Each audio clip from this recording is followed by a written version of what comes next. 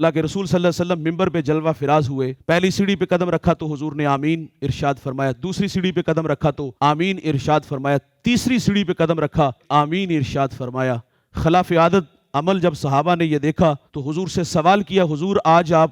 ممبر پہ جلوہ فراز ہوئے، تینوں سیڑھیوں پہ قدم رکھتے ہوئے آمین ارشاد فرمایا، آپ ہماری رہنمائی فرمائیں۔ تو میرے نبی فرماتے جب میں نے پہلی سیڑھی پہ قدم رکھا تو جبریل آئے اور اس نے آ کر کے کہا کہ اس شخص کی ناک خاک آلود ہو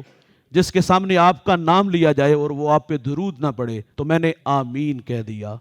پھر سیڑھی پہ قدم رکھا تو جبریل نے کہا اس شخص کی بھی ناک خاک آلود ہو جس نے اپنے ماں باپ کو بڑھاپے میں پایا اور ان کی خدمت نہ کی، تو میں نے آمین کہا۔ پھر تیسری سیڑھی پہ قدم رکھا تو فرمایا وہ شخص بھی ہلاک ہو جس نے رمضان المبارک کو پایا اور اپنی بخشش نہ کروا سکا، میں نے آمین ارشاد فرمایا۔ تو جس پہ حضور آمین ارشاد فرما دے تو اس کے پلے کیا رہے گا دوست۔